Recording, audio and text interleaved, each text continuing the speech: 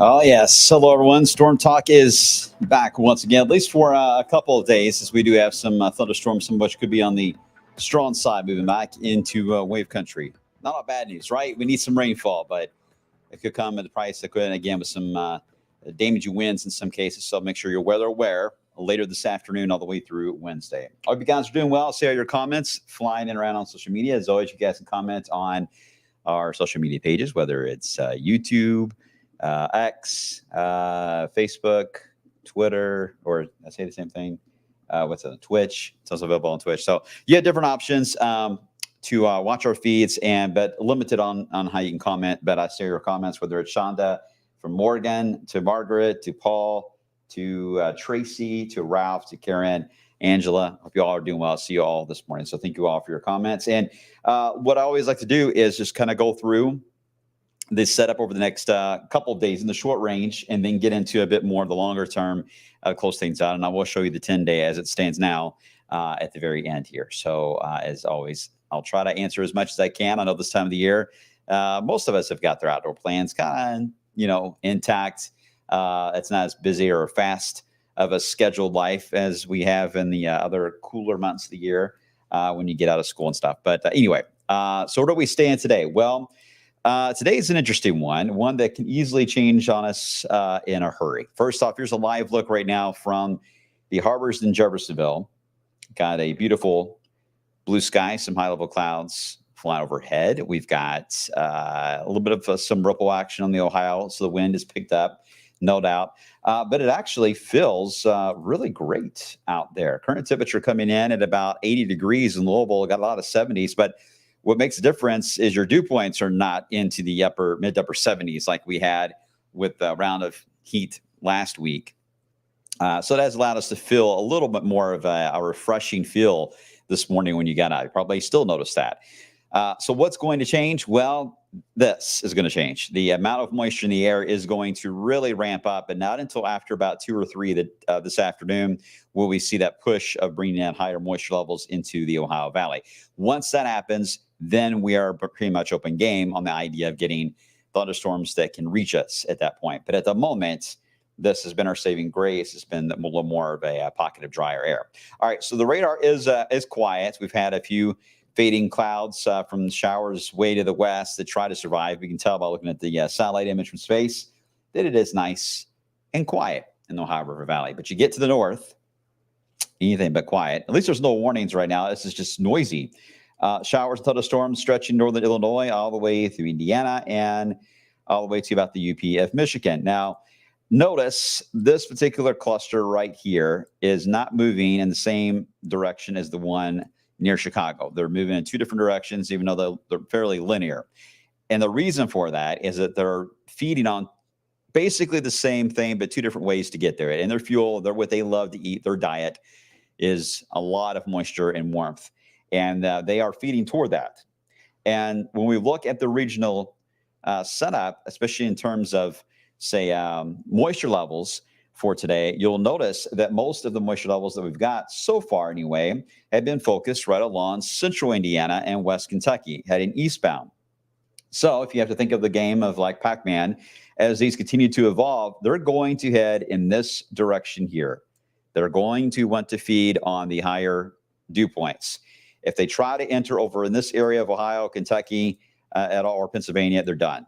They're not going to make it. They will fall apart. Well, these storms, not that they have a personality, but you get the idea. They know that, all right? So you can already tell the eastern side of this is already weakening, and the western side is taking over with the apex of the one that came out of Chicago. So they're trying to form one big line, and they're going to try to work as a team to form a large outflow that will produce some strong wind gusts. They're going to dive to the south and west, and that is going to put us in a pretty tough spot here into southern Indiana and right along the river as these make that dive to the south. I've seen this go many ways where they've run out of gas by the time they get here. They can really power up for a while, and then they get to the southern side of where that moisture is not as deep of a green, and they begin to rapidly weaken, and that would take place as soon as they cross Kentucky. But when they're in that darker green and they get into that higher amount of fuel, just like when Pac-Man powers up and is able to eat all the ghosts, same thing happens. They power up.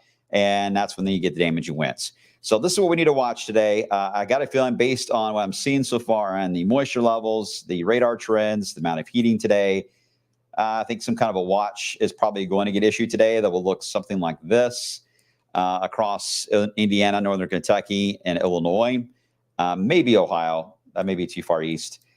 Either way, I think some kind of a watch will likely get issued. When you look at the slight risk that's out from the Storm Prediction Center, this is the most recent update. You can see that basically outlines where that higher moisture level is. They don't account for it surviving much into Ohio, and they don't account for anything surviving very much into Kentucky. So everything, again, when you look at all the pieces of the puzzle and you look at it from afar, it all makes sense on how things will likely evolve as we head into this afternoon. So looking good on that end. All right, so let's show you the outlook officially as it stands. Slight risk. All of Indiana is under a slight risk. Much of Illinois, Missouri as well. Now, tomorrow, when the front moves through here, there is a little low pressure that will track along it. Right now, I think the marginal risk looks good, only because I do think we're going to start off active tomorrow morning with showers and storms. We're not going to have as much of a heating window to gain much there. We'll have fuel, don't get me wrong, but it's the heating aspect that will be missing tomorrow.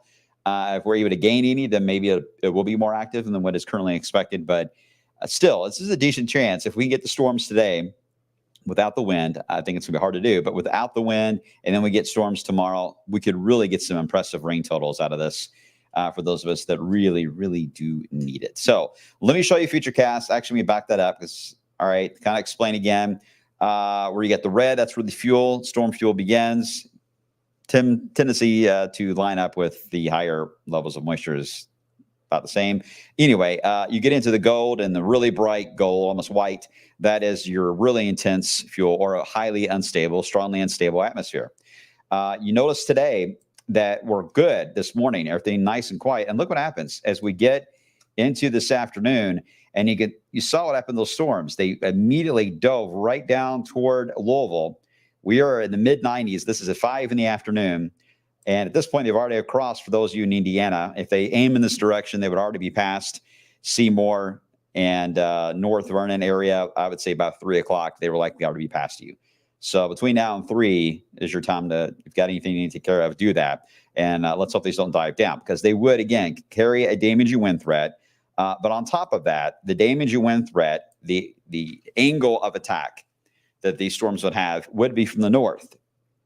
And that is not a normal track for high wind events on thunderstorms. Whenever they come in from an odd direction, that is not the norm. Our trees actually suffer a little more stress than usual because our trees are always, trees in general, they adapt to their environment, right? Our trees in the Ohio River Valley, especially in Louisville area, they adapt for a dominant south or west wind, because that's our typical west and southwest flow that we have here. So they're, when they grow up and root in the ground, that's what they're bracing for. So whenever you get an anomaly event where you get a strong wind that's coming in from the north and especially northeast, the root system in the ground is not designed to brace itself fully for that kind of a wind. So we end up usually with more wind damage reports, especially from trees, in this kind of a scenario, even though the wind may not be overly strong. It's just the stress that it puts on the trees themselves as it moves on through. So usually when I see a wind threat coming from the north, usually you can bet on the idea that there's going to be potential to get at least some wind damage out of that, as long as it maintains that track and diving to the south like it looks like it will. The next few hours tell a story on that. But no doubt it'll take us from the mid 90s and quickly yank that out of there and take us into the 70s in a matter of minutes. So that will be the plus. And if it moves out here just fast enough, it could actually turn into a nice evening where the rain moves in, moves out, and we got rain cooled air before we even get to sunset. Wouldn't that be nice? Now, as we head into tomorrow, it's a little different. While we have the boundary that pushed through here today, and it's actually still up here to the north, it's just these thunderstorms are just jetting out way ahead of it. They're a little eager. There is a low pressure that'll be diving down out of the Midwest, and it will basically spin right into the Ohio Valley, into Wednesday, right along the front, and then spin and spin and spin, and then take the rain with it. As it does its journey across Kentucky, there is a chance to get a few waves of thunderstorms along it, but there's also a chance there's going to be a lot of gaps in that, so some of you will get missed. So this is just one model's idea, 2:30 in the morning. Most of the storms this afternoon, evening have faded out, although it doesn't take long. We regenerate things. We build up the heat tomorrow. Showers and storms at times really any time is open window with tomorrow, whether it's a early morning 7 a.m. time period or 2 p.m. Both are about the same chance of getting thunderstorms. So be aware of that. Once we get into Wednesday night, though, things will quiet down, and then we'll have a chance to enjoy a day similar to what we just had yesterday, where it was very warm, but low humidity made it very comfortable. We'll get 2 days of that before we heat back in once more. All right, rainfall amounts. Again, this is where you get some bonus amounts. It just depends on how that band today evolves and moves to the south. Does it run out of gas before it gets here? If so, it'll leave us high and dry. And if it does indeed move in with thunderstorms and we get storms tomorrow, now we're talking about 1 to 2 inch totals that could develop. So today's rain is really key on that. I will say that storms like this, when they do fade out, they can sometimes heat up the area in advance. So we're already thinking 96 for a high today. But the heat index is going to get up there, over 100 for a couple of hours this afternoon. It may not seem like it now, because right now it doesn't feel bad. But that will be changing this afternoon. That heat index will go up. But if you get fading thunderstorms in Indiana that weaken and dry up, that dry punch of air, what can happen, as I've seen this before, not often, but you end up with thunderstorms in Indiana that fade. The dry air from them keeps moving and moving and moving, and it hits the sensor at the airport. And because it is dry air, suddenly you moved up like 4 degrees and spike. I mean, in some cases, you can spike to 99 to 100 for an actual temperature. Now, your heat index will drop dramatically, but your actual temperature could do a spike upward.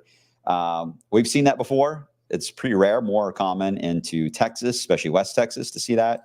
But that's something we'll be watching. So either we'll get the storms rolling in and they'll survive out of Indiana this afternoon, or they'll dry up and we'll get just very hot this afternoon. Other way this afternoon, it won't be sunny and 75.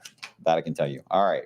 Moving on real quick. For the weekend, we do have, I'm not seeing much action on Friday, but Saturday into Sunday, another front is in the area for showers and some storms. So we need to watch that. Some of these could be strong. Next week will involve another front, but the battle is still there, where we've got this strong high in the southeast corner of the country. We've got several lows that are dipping in across the Great Lakes to keep sending these fronts into the upper Midwest and the Great Lakes and Ohio Valley, creating a boundary where stormy weather keeps happening about 3 or 4 days. Sometimes we're in that zone. Sometimes we're too far to the south. And then looky there. The Euro especially wants to develop some kind of approaching tropical system. This would be 4th of July weekend, south and east of the Bahamas. Okay. So let's get right to the 10-day and we get to some of your questions, and then we'll try to get to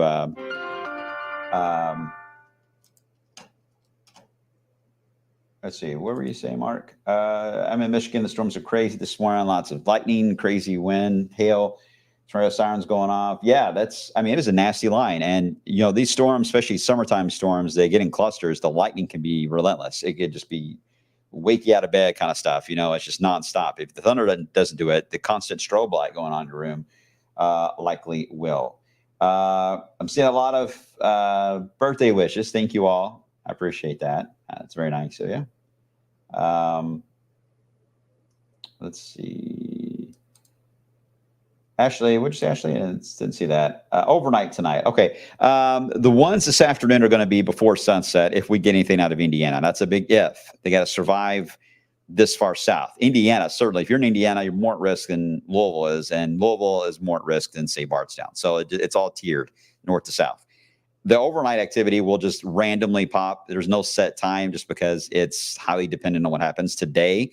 But this is not necessarily a tornado type of setup for tonight or tomorrow. These are mainly just your damaging winds that can get organized and very heavy rainfall. Very heavy rainfall and get some flooding out of that.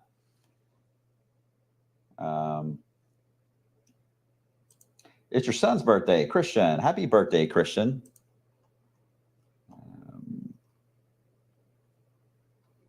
I'm willing to bet Christian is younger than me. All right. Well, let's see. I'll get to one more question here. Joseph, what time do the storms start tomorrow? It'll be very random in the morning, and it'll be off and on into when the front comes in into the evening. The times are going to highly vary. I'm seeing just much support for Salem, Indiana to get 3 or 4 rounds in the morning, and then I don't see much happening in Campbellsville until the afternoon. So it just depends on which data you look at, but in general, the front is over us tomorrow. So just be ready for storms at any point throughout the day. I know it's not the greatest of answers, but that's the way it rolls around here in the summertime, especially with a front that's fairly diffuse in the area.